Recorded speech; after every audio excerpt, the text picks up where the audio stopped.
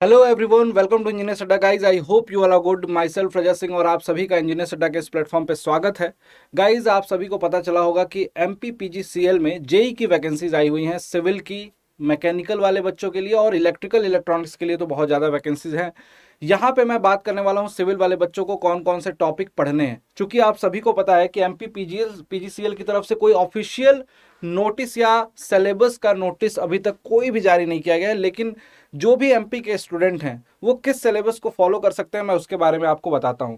Guys, अगर आपकी branch civil engineering है तो आपको अभी इनिशियल लेवल पे जब तक ऑफिशियल सिलेबस नहीं आता है, या फिर आप हो सकता है कि ऑफिशियल सिलेबस कोई आए भी ना वहां पे, क्योंकि सिविल इंजीनियरिंग का 75 पोर्शन 75 क्वेश्चंस और नॉन टेक का 25 क्वेश्चंस, इस तरीके का आपको वेटेज देखने को मिल रहा है। उस 75 क्वेश्चंस में से सिविल में आपको क्या क्या पढ़ना है उसको यहाँ पे मैं लिस्ट आउट किया हूँ। और ये एमपीपीबी के जो एग्जामिनेशन में सिलेबस फॉलो होता है सिविल का, वो है जैसे सब इंजीनियर का एग्जामिनेशन आप लोगों ने दिया होगा, उसमें इस सिलेबस को फॉलो किया जाता है। यहाँ पे कुछ इंपॉर्टेंट पोर्शन है जिसको आपको पढ़ना चाहिए इस पर्टिकुलर एग्जामिनेशन के लिए, और जैसे ही कोई फर्दर नई अपडेट आएगी उसको भी हम इन्फॉर्म करेंगे। यहाँ पे देख सकते हैं बिल्डिंग मटेरियल, उसके बाद सॉलिड मैकेनिक्स जिसमें हम लोग स्ट्रेंथ ऑफ मटेरियल को पढ़ते हैं, डिजाइन ऑफ स्टील स्ट्रक्चर, उसके बाद design of concrete masonry structure जिसमें पूरा का पूरा आरसीसी वाला कंस्ट्रक्शन प्रैक्टिस प्लानिंग मैनेजमेंट, इसमें सीपीएम एंड पर्ट भी है, ये पूरा आरसीसी एंड मैनेजमेंट वाला पोर्शन है। उसके बाद फ्लूइड और ओपन चैनल एक ही पर्टिकुलर सब्जेक्ट है,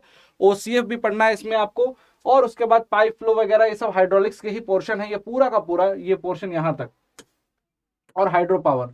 उसके बाद hydrology, water resource engineering, surveying, solid waste management, environmental engineering, ये दोनों ही पूरा का पूरा इन्वायरमेंट वाला पोर्शन है, और लास्ट में highway and railway transportation engineering.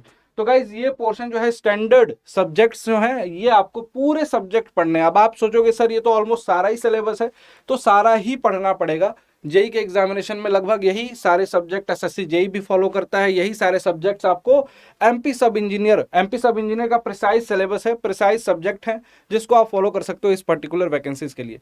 और मैं इसलिए भी बोल रहा हूँ क्योंकि जितने भी बच्चे जो प्रिपरेशन कर रहे हैं सिविल में, तो हालांकि 40 वैकेंसी हैं, लेकिन अभी इलेक्ट्रिकल वाले बच्चों के लिए देखोगे तो बहुत ज़्यादा वैकेंसीज हैं। इसके अलावा जो 25 क्वेश्चन जो आपको देखने को मिलेंगे, 25 क्वेश्चन, उसमें आप कहोगे सर इसमें क्या क्या पढ़ लें इस 25 के लिए, जिसमें आपको एप्टीट्यूड दिया हुआ है, जीएस दिया हुआ है, उसके लिए क्या क्या पढ़ें। जीएस में तो देखो जो आपको एसएससी जेई का सिलेबस है उसी को फॉलो करना है, एमपी की थोड़ी बहुत एक्स्ट्रा आपको देखनी पड़ेगी जैसा कि एमपी सब इंजीनियर में। लेकिन एमपी सब इंजीनियर में भी अब धीरे धीरे देख रहे हो तो रुझान कम होता जा रहा है। एमपी सब इंजीनियर के एग्जामिनेशन में भी एमपी की जीके बहुत कम, ना के बराबर, ऑलमोस्ट नेग्लिजिबल अब आ रही है। इस बार के जो एग्जामिनेशन हुए थे सब इंजीनियर में, उसमें आपने देखा होगा। लेकिन एप्टीट्यूड के लिए स्पेसिफिकली मैं बताऊंगा कि कौन कौन से टॉपिक आपको स्पेसिफिकली पढ़ने हैं।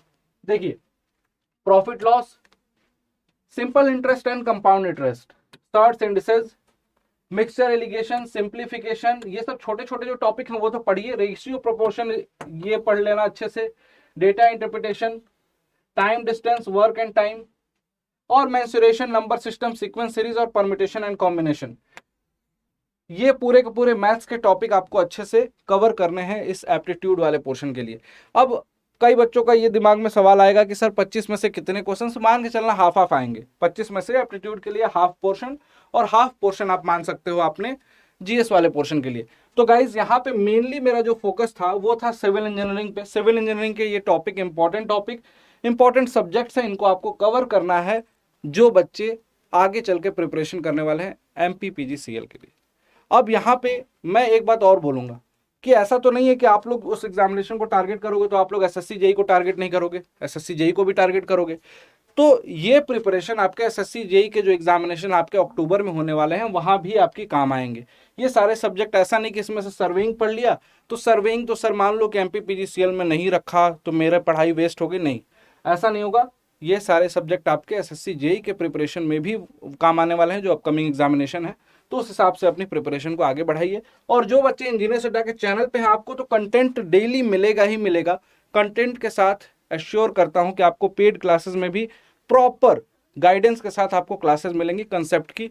उसको भी अगर किसी भी स्टूडेंट को लगता है कि ज्वाइन करना है तो एमपीपीजीसीएल के लिए देख सकते हैं, यहाँ पे इलेक्ट्रिकल इंजीनियरिंग का बैच और सिविल इंजीनियरिंग का बैच अड्डा 24/7 के एप्लीकेशन पे मिल जाएगा।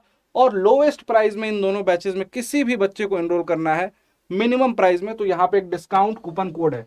और इनफैक्ट सच बताऊं गाइस कि टेक्निकल और नॉन टेक्निकल की कंप्लीट क्लासेस आपको अड्डा 24/7 देता है, और बहुत ही डिस्काउंटेड प्राइस में 2000 से 3000 प्राइस के रेंज में। आपको कुछ नहीं करना, अड्डा 24/7 के एप्लीकेशन पे जाइए और उसके बाद डिस्काउंट कूपन कोड एक सेक्शन दिखाई देगा। सबसे पहले एजे सेगमेंट में जाना। एजे सेगमेंट में आपको ये पर्टिकुलर MPPGCL इस टाइप का एक सेगमेंट दिखाई देगा, उसमें आपको ये दोनों ही क्लासेस, लाइव क्लासेस दिखाई देंगी। डिस्काउंट कूपन कोड ये यूज करना है आपको Y293। मिनिमम प्राइस में ये सारे के सारे बैचेस आपको अवेलेबल हो जाएंगे, चाहे सिविल का हो या फिर आपको इलेक्ट्रिकल का हो।